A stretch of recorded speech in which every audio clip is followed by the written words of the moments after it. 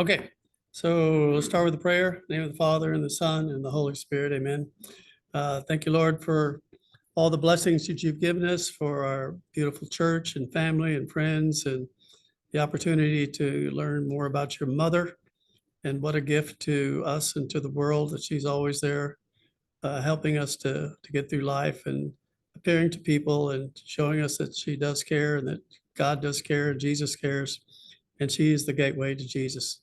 And thank you for all the apparitions you've given us and for what is going on now, and of course for Medjugorje. Hail Mary, full of grace, the Lord is with thee. Blessed art thou amongst women, and blessed is the fruit of thy womb, Jesus. Holy Mary, Mother of God, pray for us sinners, now at the hour of our death. Amen. Okay.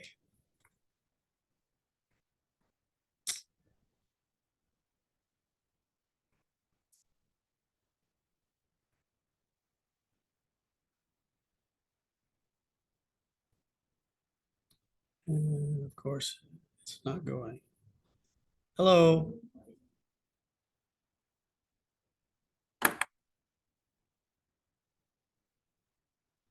You are? Alexandra. Mucho gusto. Okay.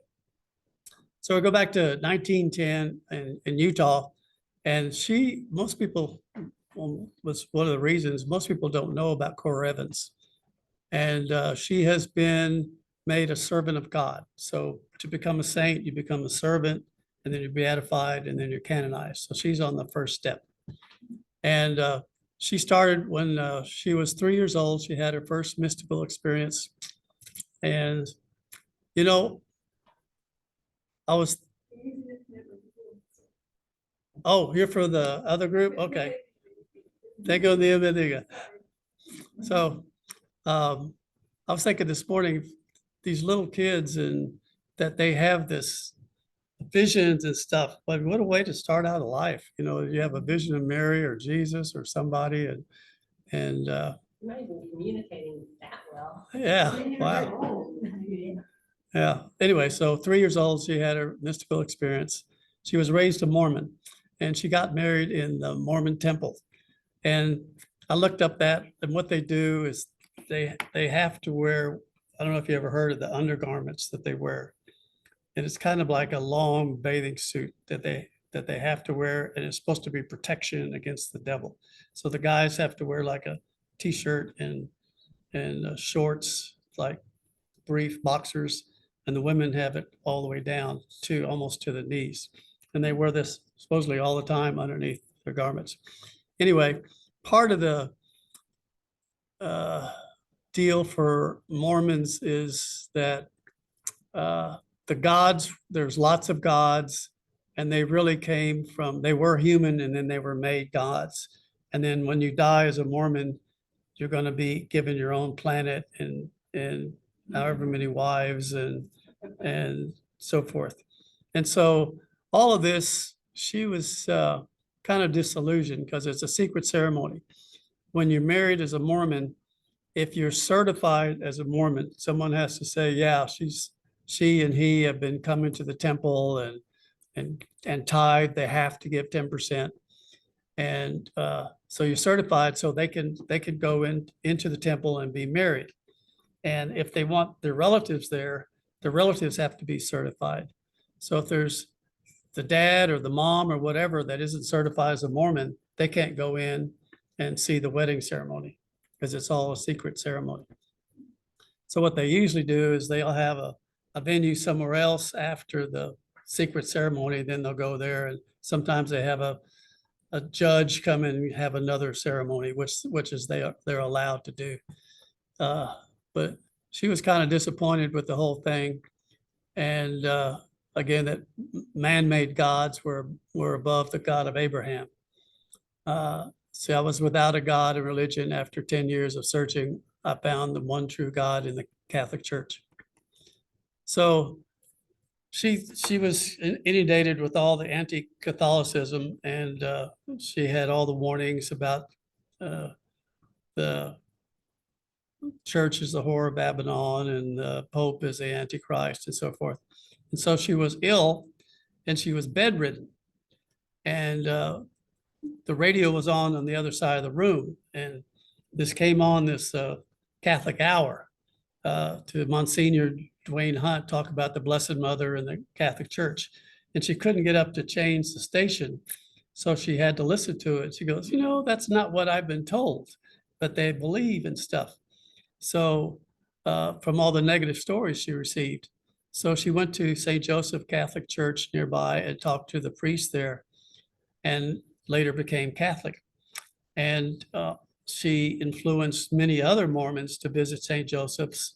And there were hundreds of conversions of Mormons into Catholicism because of her. And I guess the radio station. So in 38, she made the choice to serve God for the rest of her life. Father Frank Parrish was appointed her confessor and spiritual director. And Jesus in 1946, a year later, revealed the mission entrusted to her.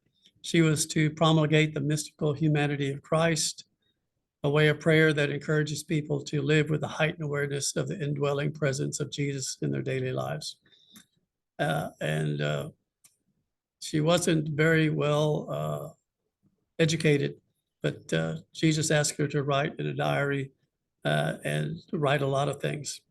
So she had another ecstasy, or she had ecstasy, which might last for many hours. And then she would sit at the typewriter and to type all the stories that she heard from the ecstasies. So she was given the gifts of mysticism, and she was also given a stigmata. You see the wound on her hand. She had bilocation, which she could be in two places at the same time.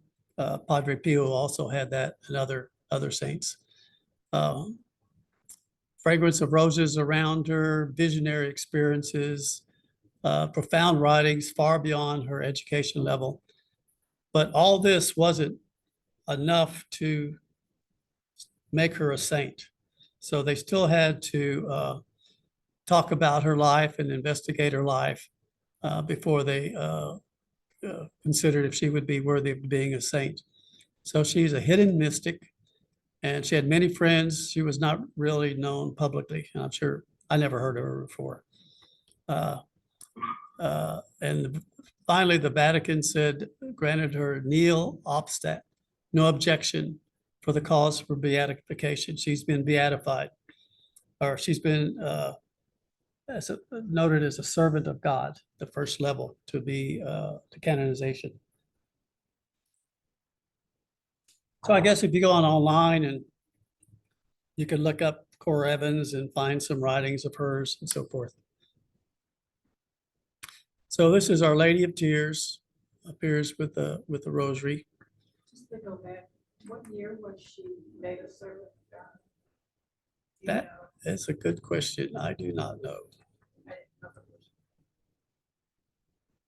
I don't know. I did look it up, and that happened. So, so Sister Amalia, her sister, there was a wife of her friend Jose that was sick, and she was called. She felt inwardly called to go to the tabernacle, and she knelt down before the altar and said, if there's no salvation for the wife of Jose, they were worried about her dying and not having being blessed, and I'm ready to offer my life for the mother of the family. What do you want me to do? Jesus appeared to her and said, if you want to obtain this grace, ask me for the sake of my mother's tears. And she said, how should I pray? And this is a prayer that we could use sometimes. Oh, Jesus, hear our prayers for the sake of your most holy mother's tears. Oh, Jesus, look upon the tears of the one who loved you most on earth and loves you most ardently in heaven. So he finally said, whatever people will beg me for the sake of the tears of my mother, I'll grant them. And later, my mother will hand over this treasure to our beloved institute as a magnet of mercy. So that was 1929 in Brazil. So in 1930, again, the nun was kneeling in the chapel, and Mary appeared to her, and she had a rosary that she herself called Crown. She gave the rosary to the nun. She said, "This chaplet is a chaplet of my tears that my son wants to entrust to your institute as part of his inheritance. Through these invocations, he wants to honor me in a very special way, and therefore willingly will I grant all graces that are begged for the sake of my tears. It'll serve as a conversion of many sinners, and through this chaplet, the devil will be defeated." When then she got through talking, she disappeared. So there's the chaplet of Our Lady of Tears. And here's what you do if you have this, is you have a beginning prayer, which is, a little bit different because like a chaplet of divine mercy, we start out with the Apostles' Creed. Instead of the large beads, Father, you say, "Oh Jesus, look upon the tears of my mother who loved you most while on earth and who loves you so ardently in heaven." Small beads, you say something else at the end 3 times, and then a concluding prayer. So if you have something that, if you ever see one or you want to get one, this is the prayers that you use. Yeah, well, you're going to get a copy of the presentation in PowerPoint, so you can go to this slide and print it off, or just look online for our chaplet of Our Lady of Tears. So also, she appeared again to Sister Amalia and revealed the medal of Our Lady of Tears and of Jesus bound when he was tied during his passion. She said that this medal should be widely publicized so that the power of Satan in the world was defeated. And whoever wears this medal with love and devotion will receive a lot of graces. So on the front, you have Our Lady of Tears handing the chaplet of tears to Sister Amalia. And it says around the medal, "O Virgin, most sorrowful, your tears have destroyed the infernal empire." And on the back is where you see Jesus is bound, his hands are bound. And it says, "By your divine meekness, O Jesus, bound, save the world from the error which threatens it." So, if this resonates with you, then that would be something that you'd want to get. I still have the brown scapular and the miraculous medals, what I wear. So when it says your tears have destroyed the infernal, destroying now, what is that?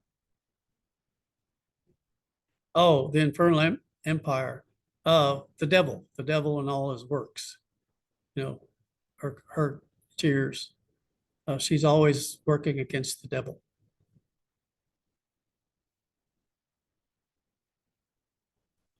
So then we go to Mary, Queen of the Family. And this is kind of neat. Again, I was talking about, this is a 7-year-old, Adelaide Roncalli, and she was picking flowers with some of her friends and her sister. And then from her diary, she says, "I was picking flowers for the image of the Virgin Mary, which hangs in our room. And I could see the presence of a beautiful lady with baby Jesus in her arms and Saint Joseph on her left. At first I was scared and I was going to run away, but the lady called me. She said, 'Do not run away, as I am the Virgin Mary.' And then she said, 'You must be good, obedient, respectful of your neighbors, and sincere. Pray well, and come back to this place for 9 evenings, always at this time.'" So, there's a picture of her and Mary, Joseph, and Jesus. So she slowly went off. And her friends ran to her mother because, Adelaide was still in ecstasy. And they wanted to tell her mother that Adelaide was dead, but still standing up. So, she recovered from her ecstasy and she started going back home. But she didn't say anything about it when she got the home. But her friends started spreading the rumor in the village about what happened to Adelaide. So the next day, she went out to the same place and she saw 2 white doves. Then she saw a bright spot approach, and in the clear and the Holy Family again. So she repeated what she said the day before on the 13th. You must be good, obedient, and sincere, and you must pray well and be respectful of your neighbor. Between your 14th and 15th year, you will become a sacramentia nun. You will suffer a lot, but not weep, as you will come with me to paradise. That would be good to know, that you got heaven locked up.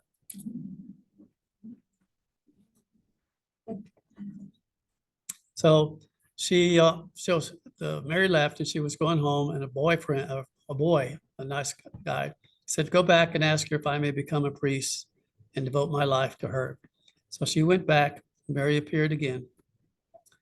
And Mary said, "Yes, he will become a missionary father according to my sacred heart when the war is over." So on the 15th, now there's 100 people at this place where she saw Mary.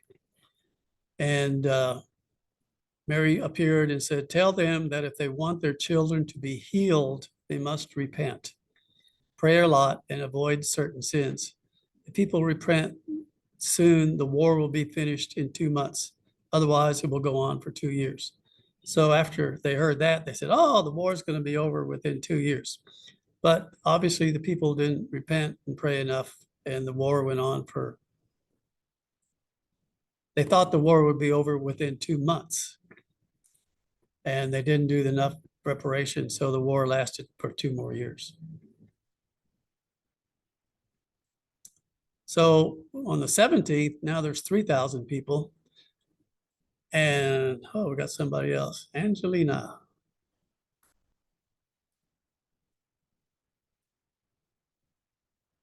So she appeared, she said, "Tell the bishop and the pope the secret I am confiding to you. To do what you are told, but do not tell the secret to anybody else." So on the 20th, she was taken to the bishop and revealed the secret. And then I think a year later, in 49, she was taken to the Pope, and she had a private audience with the Pope. So here she is, 8 years old, and she told the secret of Our Lady had revealed to her a year before. So, no, I guess it was like 5 years. So, that's pretty awesome. 8-year-old meeting the Pope. I've seen the Pope, but he said hi, but She was was his- 8 or was she, I thought you said something about 15. 14 or 5 years, 15. She was 7, she was 12. Yeah, she was 12 when this happened. Yeah. Still. So What was the secret? I don't know. Secret. It's a secret. That's what I don't like about secrets. That's your homework for next week. Separate secret. Yeah. Let me see. My wife doesn't like secrets either, but I still do it.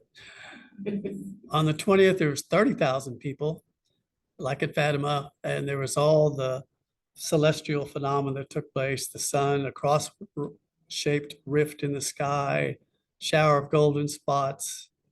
The sun had a cross shape. Others saw the solar disk whirling, and gold stars, small yellow clouds in the shape of hoops, all kinds of stuff. Let's see if I can get this to work. I'll give you a little video, and this is what was happening if it works. So they show a bunch of people gathered out here, and I think this is like 20,000 people.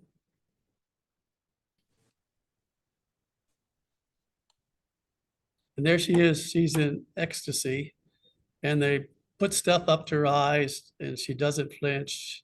She doesn't blink her eyes, I don't think.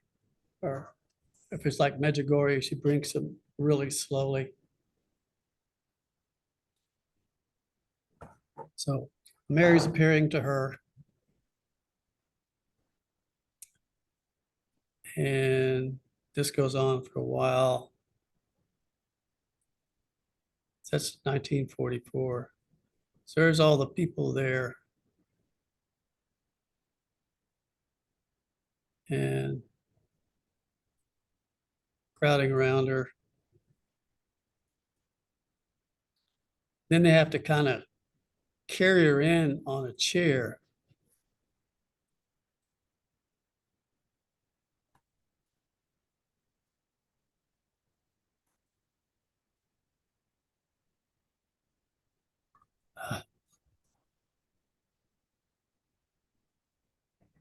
Down the corner.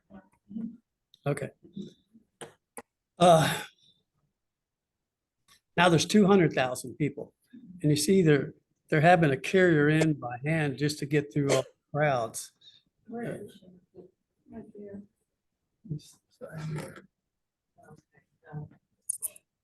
And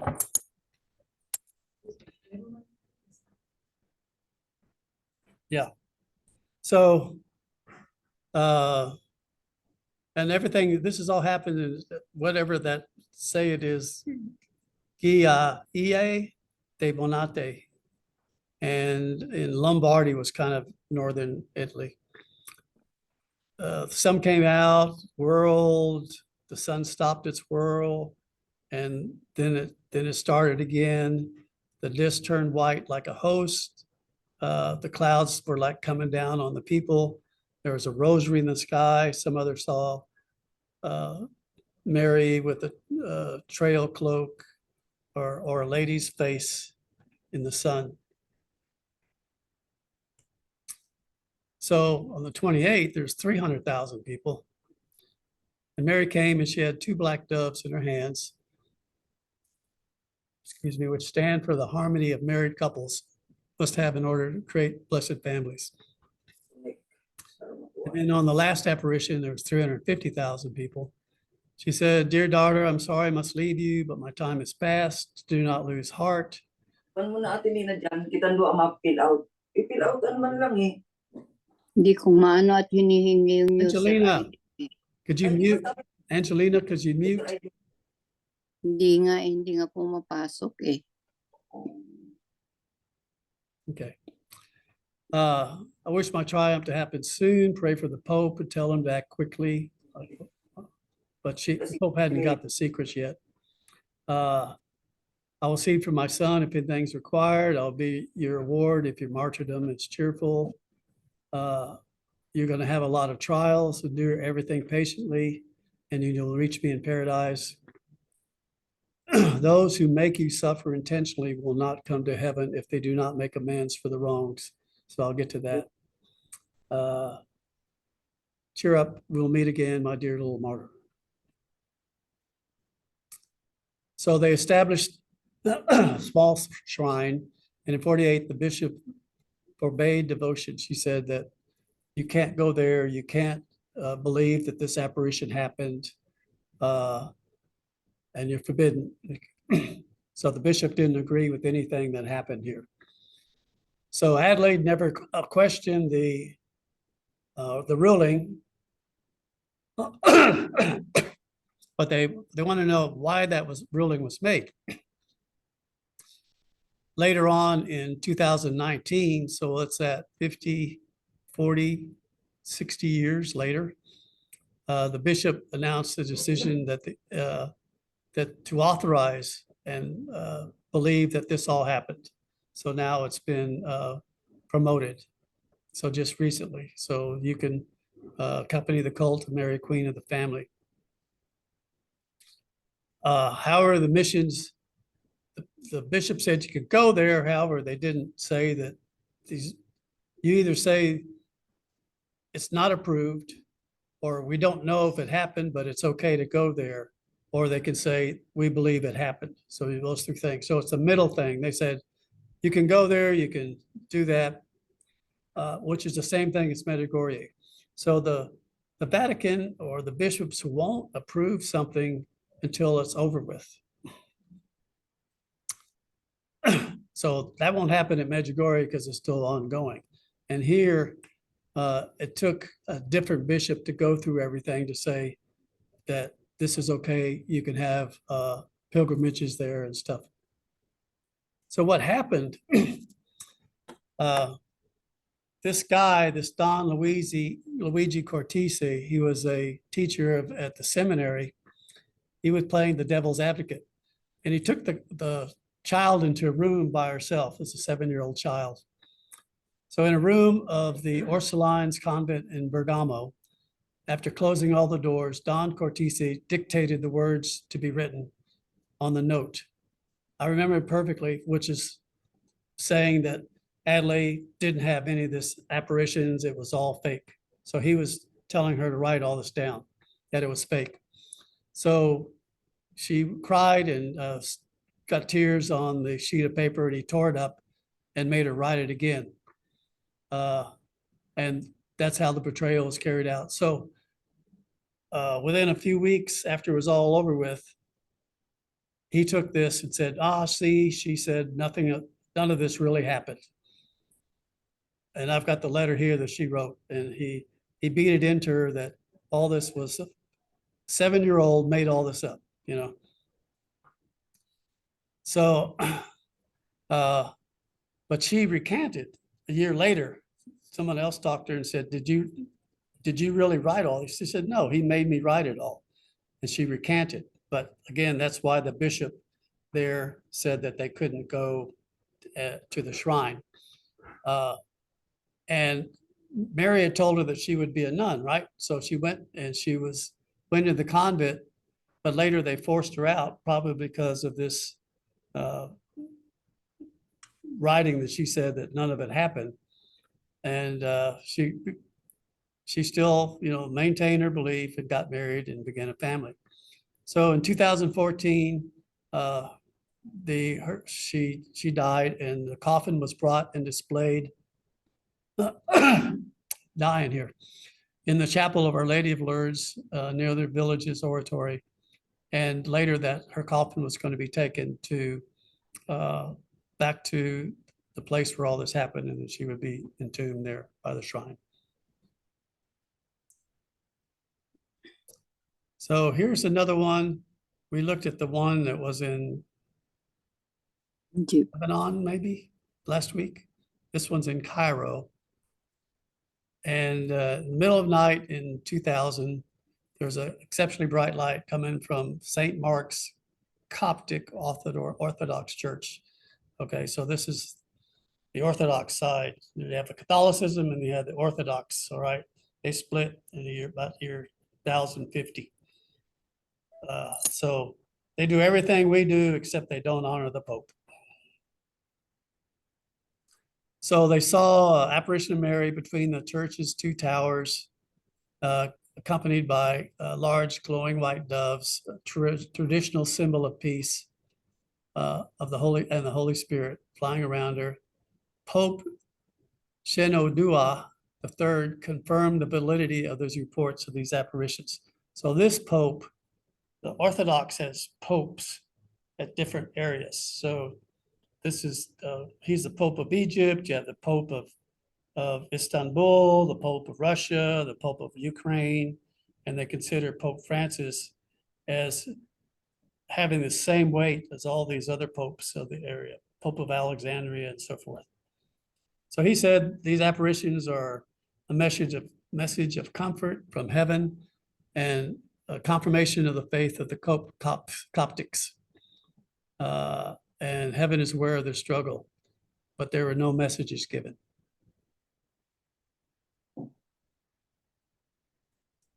Then later in Egypt, you have a Lady of El Warak. It's where the Nile goes down around where Cairo was, small island. 200,000 people have witnessed this apparition. Why can't we have one in Texas, you know? What is this one called? Our Lady of El Warak. So the apparitions, so you have Virgin Mary, Archangel, apparitions on the domes of the Virgin Mary and Archangel Michael Coptic Orthodox Church in El Warak. So these lights in the sky could be seen from several kilometers, a few miles away.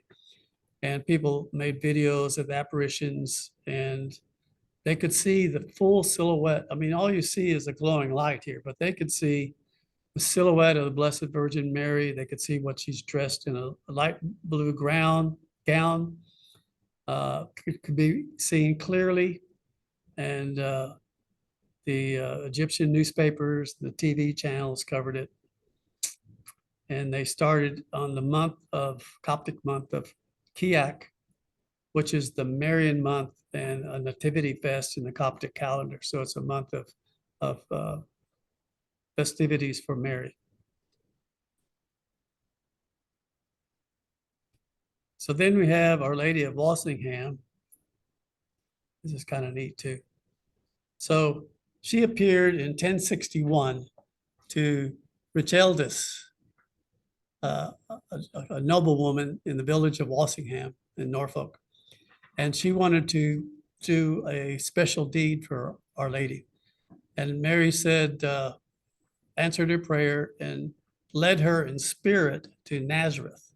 So she took her to Nazareth, showing a location where the Annunciation had occurred, or Mary's house. And she requested that a replica house be built in Walsingham in memory of the Annunciation. So in 1150, took them a while, was built, and a religious community took charge of the foundation, and it had papal approval. And they had also had a priory built next to it. And you can see that's a picture of what's left, because the Protestants tore it all down. In 1500, it was one of the great pilgrimage sites of England, and along with Canterbury, which is where Archbishop of Canterbury was the main bishop for England. And right now he's the main bishop for the Protestant, for the Anglicans. And Glastonbury is where supposedly Margaret, Mary, right, the one at the cross, the lady at the cross, Margaret Mary. Yeah. Mary Magdalene, there we go, yeah. Yeah, don't get old. So Mary Magdalene supposedly went to Glastonbury, and there was also, that's supposedly where the St. Joseph brought across the Mediterranean the chalice, the actual chalice they had, and supposedly the chalice is there. Anyway, so that's one of the pilgrimage sites. And of course, Compostela, Spain is the road to St. James Road. So in 1538, the Protestant suppression of everything Catholic came, and the Bishop of Latimer said, the image of Mary wrote of the image of Mary saying that she hath been the devil's instrument, I fear, to bring many to eternal fire. A lot of Protestants think all the Catholics are going to hell. I've seen that on the internet. Why are these Catholics going to hell? And the pastor said, well, we can't say for sure they're going to hell. We're not going to judge them, you know. Wow, I didn't know that. So the Reformation caused the priory property to be handed over to the King's Commission, and the statue of Our Lady of Walsingham was taken to London and burnt. So there's nothing left but just the Abbey grounds. So in 1829, Walsingham was no longer a place of pilgrimage. Everything was done in secret until the Catholic Emancipation. That's the Parliament finally passed this law that said Catholics could now have masses and have their devotions. Up until then, they killed priests and people, anybody said that they were Catholic. So if anybody talks to you about what the Catholics did in the Inquisition and the Crusades, you could say, you know, everybody did. The Protestants killed people, we killed people, you know, it was all not very good. So in 1896, Charlotte Pearson Boyd purchased the Slipper Chapel, and it was the last of the wayside chapels en route to Walsingham, and she restored it. And then Pope Leo the 13th established the Slipper Chapel as a Roman shrine and the national shrine of Our Lady of Walsingham. And they rebuilt the Holy House at the Church of the Annunciation at King's Lynn. So if you go to that Annunciation, you can see a replica of the house from Nazareth. You can also see that at a place in Italy. Loretto, I think, is where there's a big basilica and Mary's house is inside. It's kind of neat. One where the Annunciation. Yeah, the Nazareth house. And there's also the house that she was in at Ephesus. So if you go to Ephesus, supposedly from some saints' apparitions, they found the foundation of that house, and people go there. The foundation. I was there, now they built a big shrine over it. In Replica of what they think the house was like, but when I was there, it was just, they had just recently discovered it or was trying to do something, it was just the foundation. at Ephesus. Yeah. Okay. So Our Lady of Mount Carmel.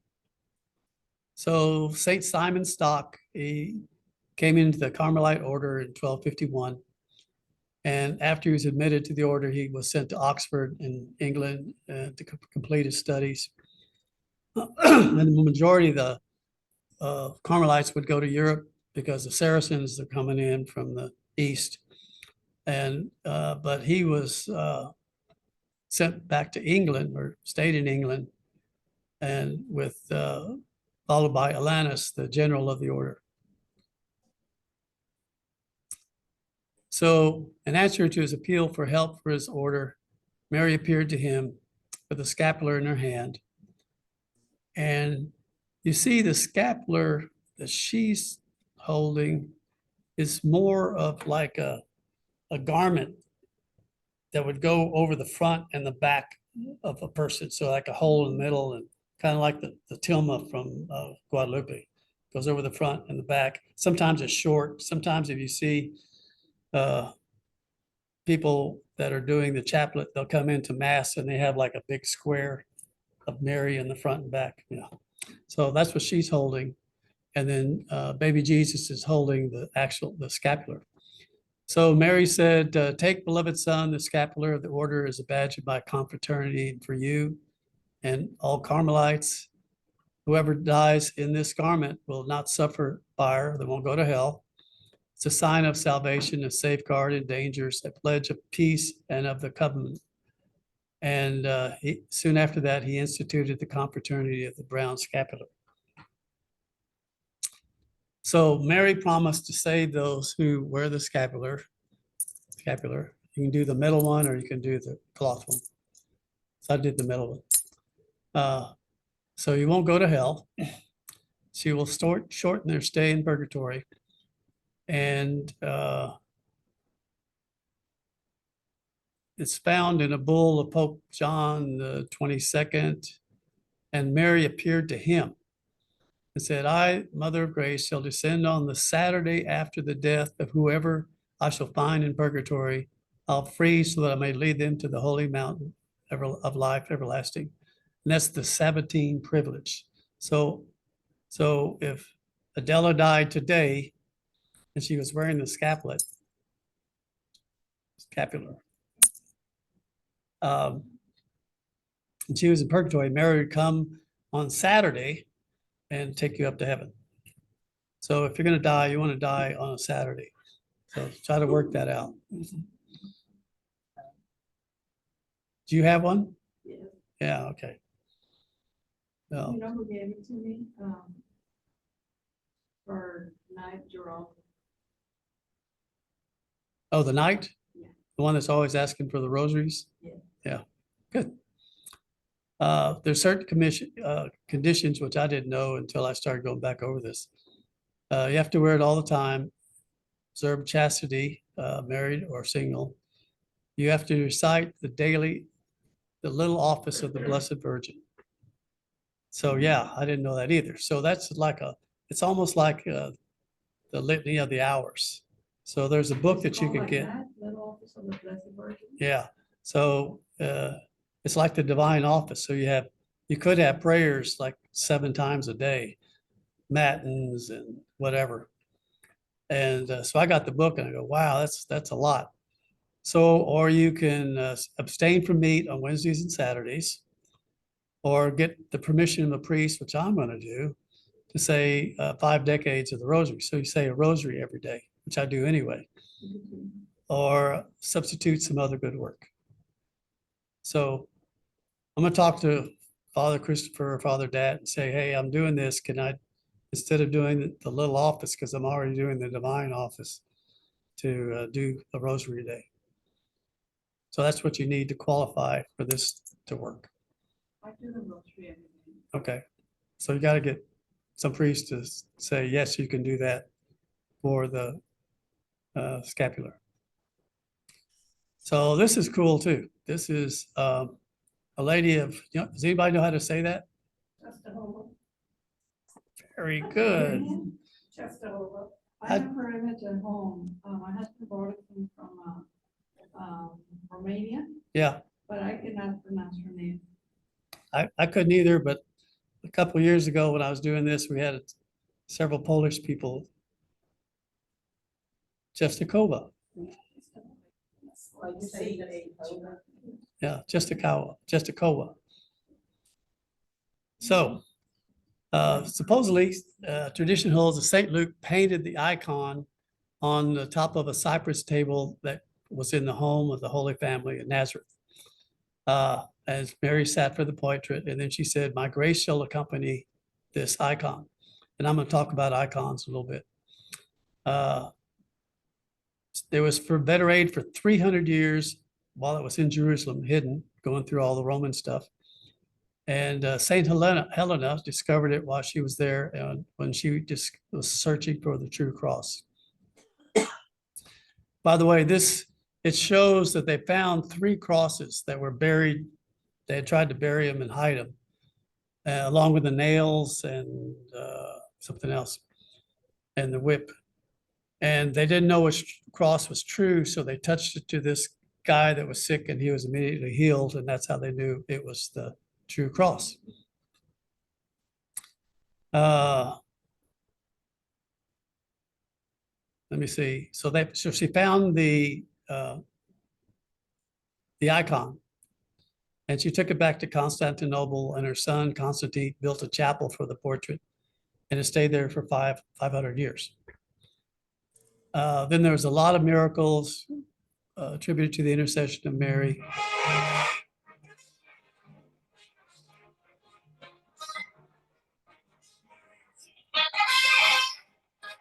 It's probably somebody from New York wanting to sell me something. But I want to leave it on in case someone calls that they can't get on to Zoom. Anyway, so there's a lot of people that laid siege to Constantinople. It was the chapel became the center of hope. During one attack, Constantinople was ready to fall, but the people rallied to the painting and prayed, and the city was saved. And at one time the city was under attack, and the chapel caught fire, and everything was destroyed except a small piece of the wall on which hung the icon. But the heat and the soot from the fire darkened it. She already had a dark olive complex, and it made her darker. So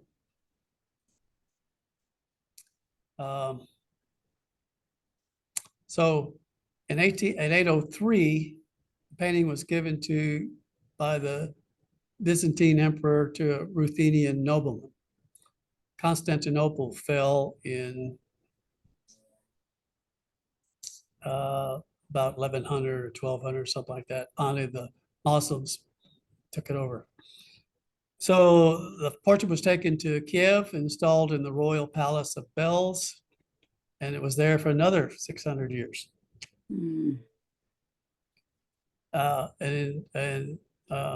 Yes, Nagora.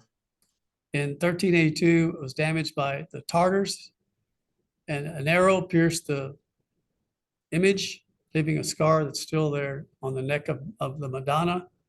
And the prince that was over it, Prince Ladislas Opolski, so he tried to take it to one of his castles in Upper Silesia. And so going up the hill, and close to, Diyos ng Gora. thank you, Angelina, just a cola. Horses drawing the wagon stopped and they wouldn't go any further. So Mary appeared to Ladislaus and told him that this was where her new home must be. So he built a chapel there, put it in the chapel, and it figured the successful defense of Poland against invaders who kept coming over to the church, and became a monastic fortress and a focal point for Polish nationalism. So the Swedish army came and they held out. The Turks attacked, the Bolsheviks attacked in the 20s. As a result of these historical events, Our Lady of Czestochowa was crowned as Queen of Poland. And in 1430, the Hussites, Protestant group, looted the monastery and they took whatever they could find and put it onto the wagons. And the horses refused to move.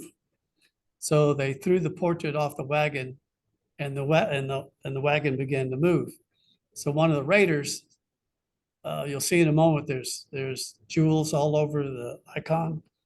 So, this is what it looks like as the portrait, but they put on top of the portrait jewels and dresses and a crown and everything. So they saw that and said they wanted to take it off. So this guy slashed her in the cheek twice with a saber, and he was going to do it a third time, and he died.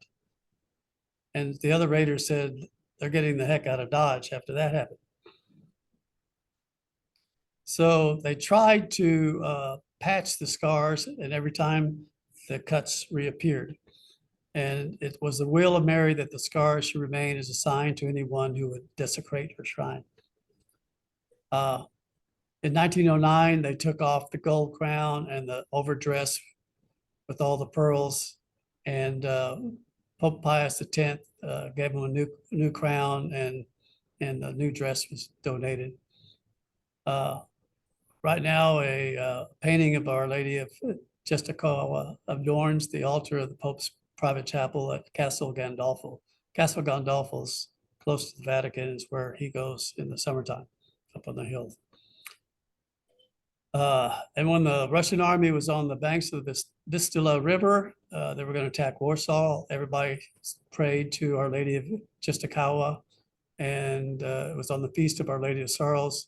She appeared in the clouds above Warsaw, and the Russians were defeated, and in a series of battles later called the Miracle at Vistula.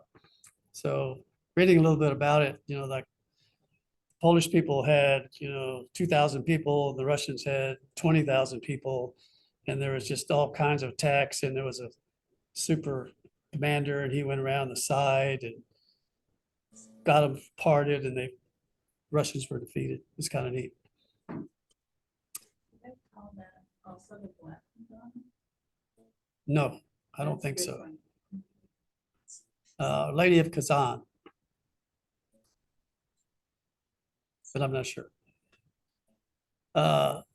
It's Russian. This is Russian, not Polish. And it links the Catholic Church and the Fatima apparitions. So this Vatican analyst says that the majority of the Russian icons depict Mary with the child Jesus. An icon is a sacramental, which allows the reality of a person depicted to be perceived in prayer and in meditation. So they don't want to make it a portrait. They want to make it a little more abstract. Supposedly came from Russia in the 13th century, and they've got, I guess, documentation to at least 1569, when it was found in the town of Kazan, 500 miles east of Moscow. So one night, Matrona had a dream, little girl, and Mary appeared to her and said, go to the ruins of a church that had been burnt down, and there you'll find my image. The mom refused to let her go and was saying it's too dangerous. So after having the dream for a couple more nights, Our Lady said she would become upset if the girl didn't go. So the next morning, the mother took her over to the church and they saw a golden light in the ashes. And when they brushed it all away, they saw that they were holding an image of Mary and the child Jesus, and it was glowing. As they were holding it, a blind man in the area was said to have gained his sight, and it was said to be a miraculous icon. And eventually the word of this icon reached the Tsar in Moscow, and he asked that the image be brought to the capital. The icon became known as the protection of Russia. Whenever Russians would engage in war, the patriarch or the Pope of the Russian Orthodox Church would lift the icon and he would bring it out in front of the armies.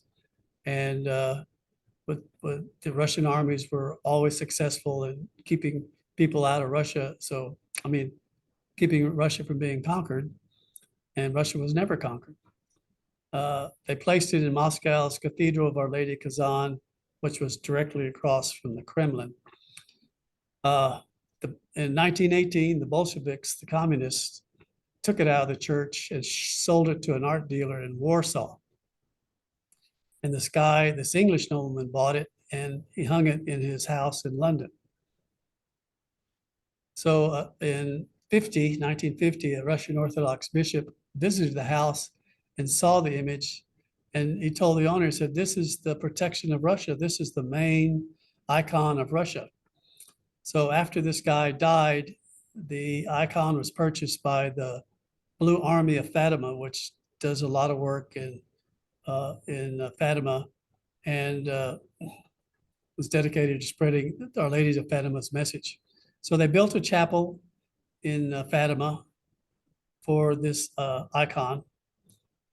So the Kazan image ironically ended up in the same place from which Our Lady in 1970 asked the children to pray for Russia and asked that Russia be consecrated to her Immaculate Heart and predicted that Russia would be converted. So we're getting close.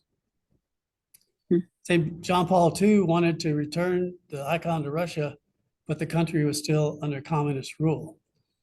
So when the Iron Curtain fell in 1991, the Pope called the Vatican's ambassador in Portugal and asked that the Kazan icon be brought to him in Rome so he could take it back to Russia.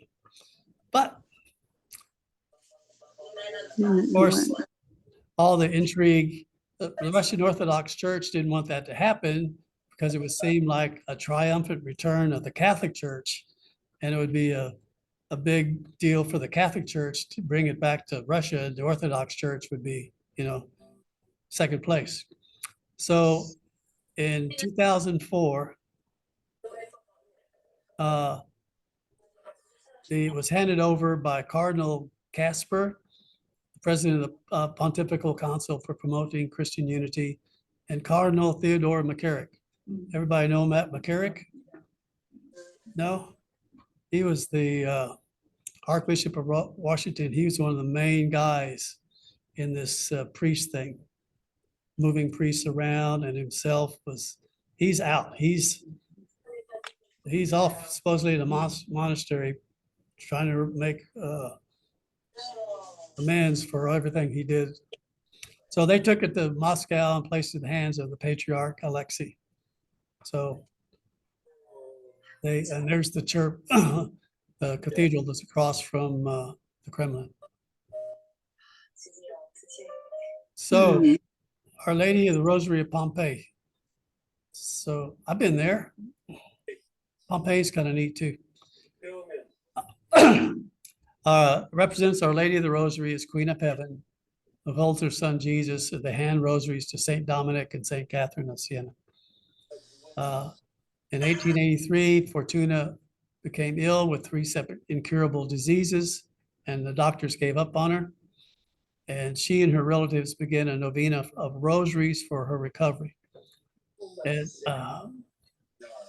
special devotion known as the Supplication to the Queen of Victories was begun on October 1883. So this is like 8 months after she was sick. And it's recited all over the world and on May 8th and the first Sunday. And Mary said, "Whoever desires favors of me should make 3 novenas, a petition and 3 at Thanksgiving.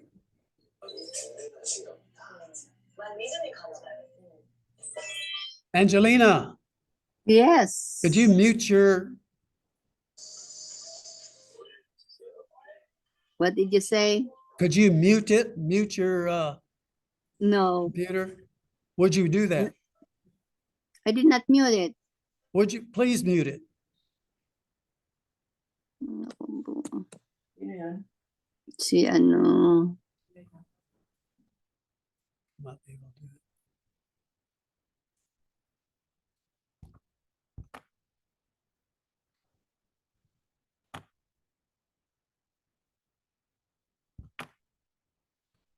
That's okay. Never mind. Oh, you did do it. Very good. Okay. In 84, Mary appeared to Fortuna, and she was sitting on a high throne and with Jesus in her lap, and she gave a rosary to St. Catherine of Siena, and the another one was given to St. Dominic. And she, Fortuna petitioned Our Lady, be gracious and restored me to health. And she said, you evoked me by various titles and have always obtained favors from me. Since you've called me the title so pleasing to me, Queen of the Holy Rosary, I cannot refuse. Make 3 novenas and you will obtain all. So she was cured. So if you want favors from Mary, make 3 novenas of the Rosary in petition and 3 novenas in thanksgiving. So 5 decades or 1 rosary each day for 27 days, asking Mary for something. And then a rosary every day for 27 days in thanksgiving, whether you receive the request or not. So it's almost 11. So this is probably going to take another 15 or 20 minutes to go through this and Medjugorje. Or I can do it next week. Or let me go through Coromoto and then I'll do Medjugorje and Our Lady of Guadalupe next week. Okay. So does this painting look familiar? The one on the right? It's in the hallway right as you walk out of the ark room, okay, at the church, right? So in 1652, the cacique, the Indian chieftain, his wife, they were crossing a stream, and Mary appeared to the ruler of the Cosps, and his name was Coromoto, and his wife. And she said in his language, go to the White House where the, I don't know if it's Dominicans or Franciscans, the missionaries were there, and ask for water to be poured on your head so you'll be able to go to heaven. And so she wanted him and his tribe to be baptized. So lots of the Cospis converted and were baptized, but not the chief, because he thought he would lose his power if he became like one of the Indians. So he didn't. So, and later she appears to him in his hut in the presence of his wife, his sister-in-law, and her little Indian nephew. So this is the only time that Mary appeared to a family. So when the chief, the cacique, sees her, he grabs an arrow and aims to kill her. But Our Lady, as a loving mother, moves up closer to him. Then he throws the arrow and tries to push her, but she disappears, leaving in his hand a small piece of paper, a little piece of paper, the size of a postage stamp. In 1591, that the image portrayed on the little postage stamp, the relic of Coromoto, was of the child Jesus sitting on Mother Mary's lap. In 2009, a team of experts they brought in to study this relic. And in 1746, there were testimonies given that through carelessness, the glass reliquary had been broken and an insect had gone in and kind of eaten away the image of Jesus. So it's almost completely gone. when they did this study in 2000, this is what the left eye looks like. So you can see the eye and the pupil, you can see a reflection in the eye. And you can see an indigenous human figure, which would probably the Indian Coromoto. So, and they could see when they looked at this image, now this is the size of a postage stamp. So an eye is barely the size of a dot, right? I mean, so they could see the globe, the tear ducts, the iris, a point of light on the eye, all that stuff in the microscope looking at this little postage stamp. So it was clearly could not have been man-made. No way. They also saw these etchings on the crowns of their heads, which they believe are indigenous symbols that they don't know what they mean, but they're trying to figure it out. They don't know what the ink was. They don't know how the paper was made. And so it's one of those items I was talking about that's not man-made. So here it is in the monstrance. And you can see how small it is on the monstrance all the way on the right side. And this is the in the church in the National Shrine. And there's the National Shrine, the Basilica, kind of neat looking. There's the inside. And the monstrance it's hard to see, but it's way over on the left of the flag. And you can see kind of on the left side, way over here, the monstrance. Now here is Medjugorje. Well, that didn't take so long. I think I can get through this because Guadalupe is a whole hour. Okay, so Medjugorje means between the mountains, and it's a tiny farming village. And she appeared to a group of kids to deliver the world a message of peace. And she had 5 requests. She wants you to pray. She wants you to fast. So I fast on Wednesdays and Fridays. Hopefully just have bread and water, but whatever fasting you can do. Bible reading, Eucharist, and reconciliation. So in 1981, there were 6 kids that were coming down and they saw this image up on the hill, and they turned and they're scared and they ran away. And you see I've bolded Ivanka, Vika, and Mirana, and Ivan. Or 4 of the 6, and the other Ivan and Milka didn't come back the second day. So on the second day, the next day, so the news spread around, and there's a lot of people there at Apparition Hill. And so Ivan and Milka didn't get there, but Maria and Jakov, little 10-year-old boy, are there. And she appears up on the hill. And this hill is probably, I don't know, 4 or 5 stories high, maybe 6 stories, several hundred feet. And they saw her vision, and the people that around it saw the kids kind of glide up through the hill, through this thickets and brush and thorns and everything. They just went right up the hill. And they run fast, brambles and weeds, and then Mary prays with them.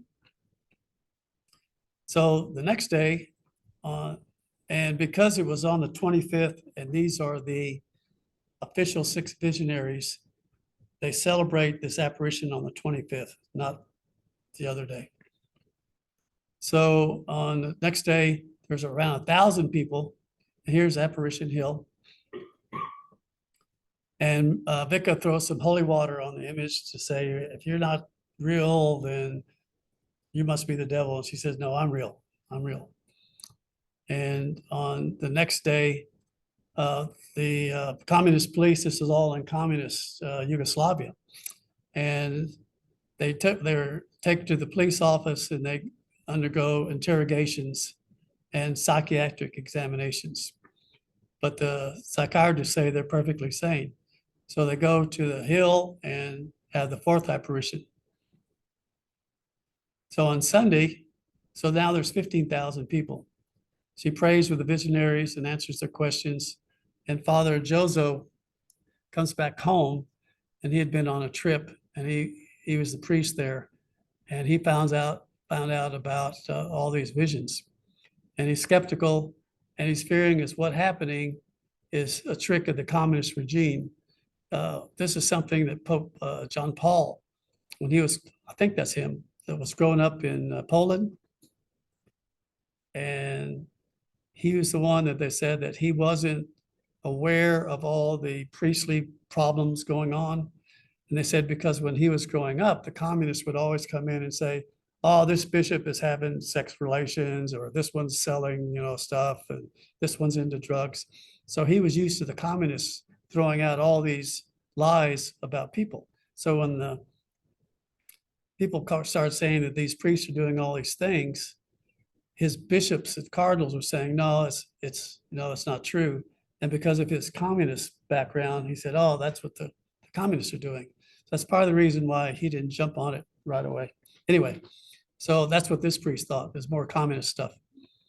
And police take the visionaries to the psychiatric ward in Mostar, which is one of the big cities, several miles away.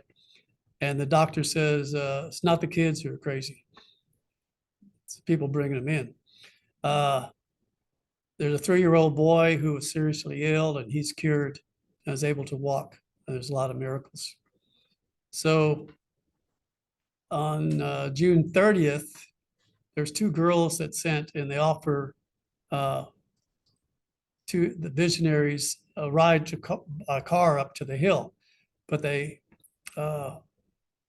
go past the hill and they're off, and the visionaries ask them to stop, and they run out and they have a vision just on the side of the road, and Mary appears in a cloud, and they go to the rectory where Father Jozo interrogates them. And the girls that were driving the car that picked up these visionaries, they saw the luminous light. So they're no longer going to help with the law enforcement. So the police don't allow people to go to Apparition Hill. They cordoned it off and had people out there with guns. And so Mary appears in different places, sometimes in the church, sometimes in one of their houses. The parents are taken to the police officers' offices, and they're interrogated. And 2 officials pick up Ivanka and Maria, and they said, okay, we're going to take you to the rectory where they've been having apparitions. And the girls protest and beat against the windows. They get themselves outside, and they have a appearance of Our Lady, and she tells them not to be afraid. So the officials realize that something's crazy has happened, and they took the girls back to the rectory. So on August 2nd, Maria sees a virgin in her room, and she says, go to the meadow at Gumo. And so there's all these people at this meadow, and Mary says, okay, you hold my hand, and I'll let the people come up and touch me. And so after all these people came up, the visionaries could see that Mary's arm, the cloth in her arm was all black. And she said that a black stain appeared on the dress, and there's a lot of people that had mortal sins that were coming up and touching Mary. And she said, a lot of people need to go to confession. So on the 24th, they were at Ivan's house. They went out running, and outside at the spot of the cross, this is up on the mountain, they saw Mary's statue, and then the cross appeared again. The statue went away and the cross appeared. And then they saw myrrh written in the sky. Myrrh means peace in Croatian. And everybody saw it. So they were tested. When the visionaries, they'd be like, all 6 of them, they'd be praying the rosary, and then Mary appeared, and they'd all look up at the same time, like within a fifth of a second. There's no eye movement during the operation. They're looking straight ahead, kind of like the picture of that little girl, Adelaide. And they blink. Some of them don't blink at all. Some blink at half the normal rate. The hearing test, normal hearing. They put like a loud explosion, no reaction from the visionaries. You can see she has EEG electrodes on her head, and they said that's normal. In fact, there's beta and alpha waves. Alpha waves is what's mostly going on, but you have alpha waves. It's kind of a calming time. It's like you're almost just relaxing. So Father Joso was, we talked about earlier, was there in 1980. He was the parish priest. When he returned, he interrogated the children, but didn't get a definite opinion. And on July 2nd, they ran toward me from the left side of the church, escaping from the police. They said, the police are chasing us, hide us. So he put him in the rectory and locked in an unoccupied room in the house of the rectory. And the police came by and they said, did you see the children? And he said, I did. And the police thought he meant that they had kept running and they just went off. So perfectly truthful. Yeah. He was ordered to stop all masses, and they were taken to the police, communist police in Mostar, and they were warned to stop. He was arrested the 17th. He was accused of conspiracy to overthrow the communist government. He was sentenced to 3.5 years of hard labor. After 2 years or so, he was released, and he went to see the bishop, and he wanted to know, why has the bishop changed his mind about all this? And the bishop said it had been impossible for him to act otherwise, meaning the communists were twisting his arm and he had to change his. And he didn't want to go to jail for Medjugorje. He didn't want to be put in jail like Father Joseph had for saying that Medjugorje was true. So the bishop said, it's not true. And again, like I said, you had diocesan priests.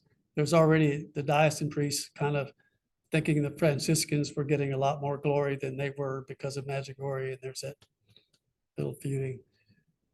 So when Zanuck retired, his handpicked guy, Perrick, came along, and he was the same way.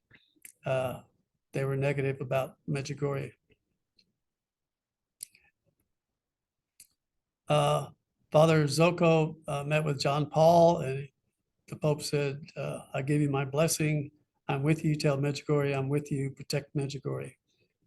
And the Pope stopped all this negative judgment on their apparitions from Bishop Zanuck. He said, you guys don't say anything. I'll have a special commission. He had a special Vatican commission look at Medjugorje. And by the fruits you shall know him. There's so many priests, guys that have gone to Medjugorje and become priests, had apparitions there, become priests, more confessions. They have 150 confessors work without interruption either. So all these people receiving confession. And now, when I was there, 2010, they had a whole row of buildings with almost like little rooms with doors, and maybe 15 or 20. And you go in there and have a confession, and all these people lined up. So when they have a mass there, there's like 30 priests there at one time. And they have a van, and they put like 15 or 20 priests in there with all the hosts. And they go to another building where the people are watching on video because the church is packed. And the priests hand out communion to people at the other church. And then they come back and they finish the mass. 16 million visitors, probably more, 20 million now. Even during the communists, in the middle of the war in Yugoslavia, over 200,000 people came to Medjugorje. The communists said that they would fly their planes and they would shoot the missiles at Medjugorje, at the church and stuff, but none of them would go off. They wouldn't work. The machine guns wouldn't work when the planes were trying to fly in. So Medjugorje was never bombed or hurt or anything. Whereas all around them, everything was torn up. So Pope Francis sent Bishop Hoser to Medjugorje in 2017 to take care of the people at Medjugorje. He died in 21, and Archbishop Aldo Cavalli was a special apostolic visitor for the parish of Medjugorje, the guy on the bottom. So he's there now. So you got Maria. She has 10 secrets. Mary told the people, I'm going to give you 10 secrets. Some of them appear to you, apply to you. Some of them apply to Medjugorje, and some apply to the world. And so Maria is the only one left that has apparitions on the 25th of each month. And the other people still have daily. Vika, Ivan, and Ivanka. So the bottom four still have daily apparitions. Do they So- have different secrets? Yes, yes. Again, some of them are just for that person. But hers have, Maria's have stopped now. Yeah. So Mirana, she has the 10 secrets that she received a parchment. Again, this not anybody, if somebody looked at it, one of her friends, and you couldn't see anything. So just like a blank piece of paper. But it has, she'll give this parchment to Father Peter Lubishisk, anyway, Father Peter. And he'll be able to read the secrets. He'll fast for 7 days and he will reveal the world what will take place. So there's going to be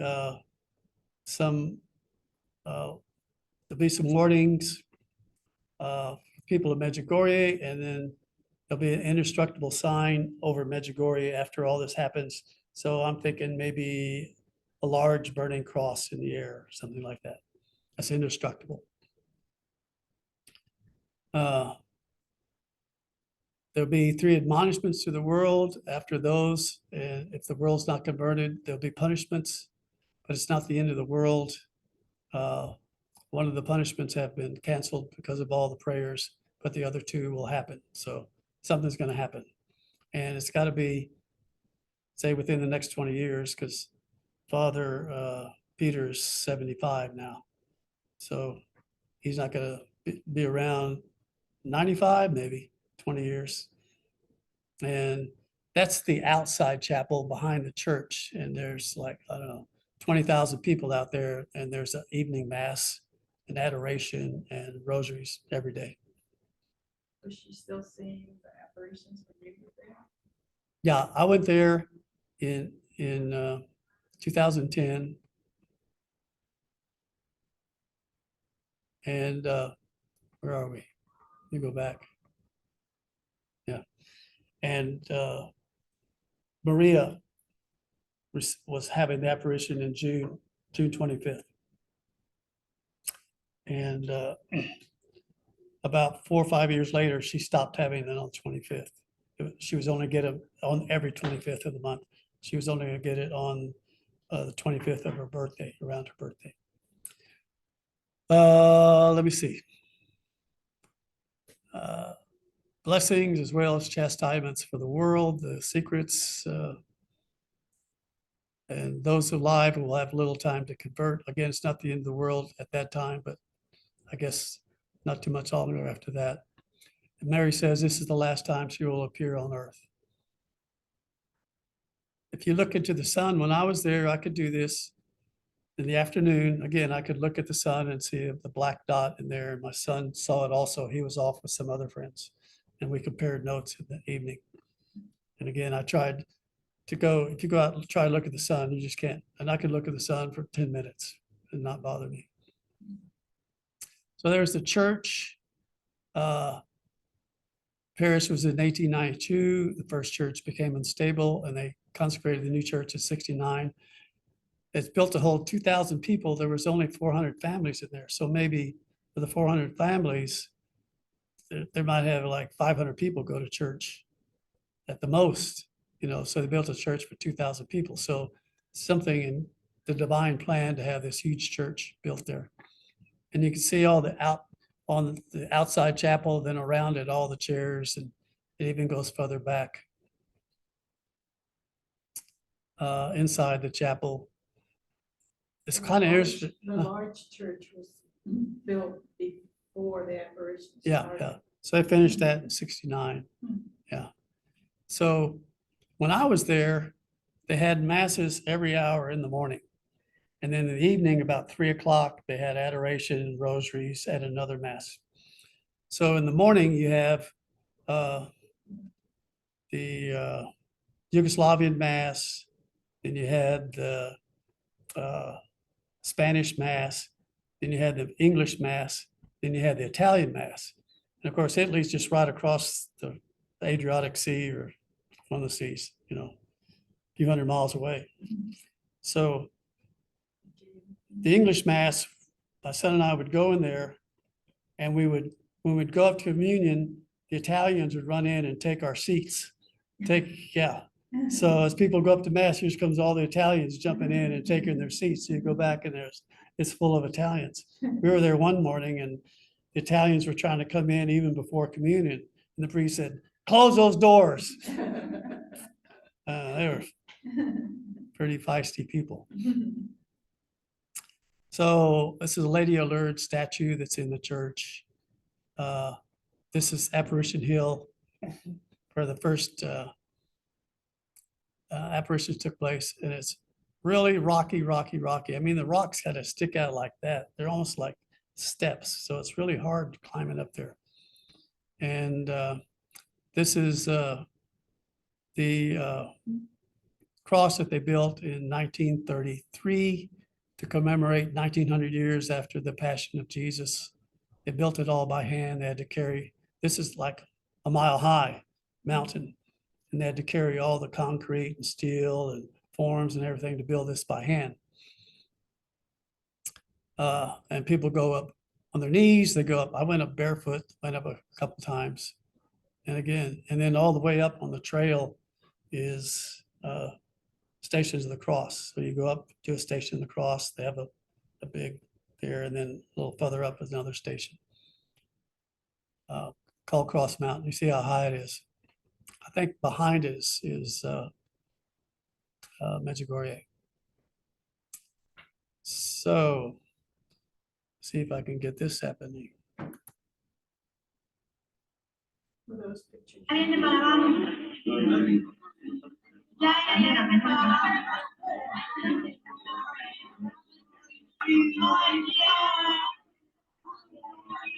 So you see her crying.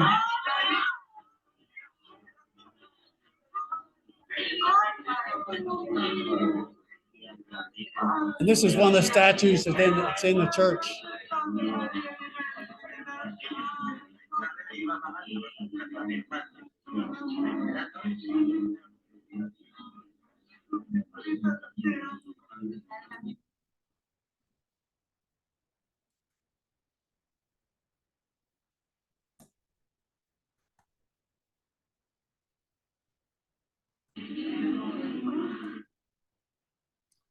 Okay.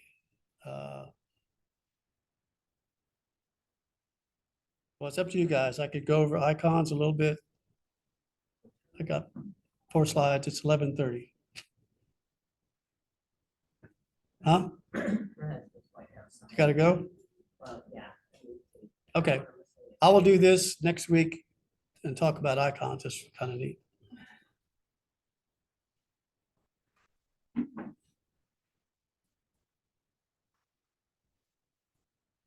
Okay. Have a blessed day.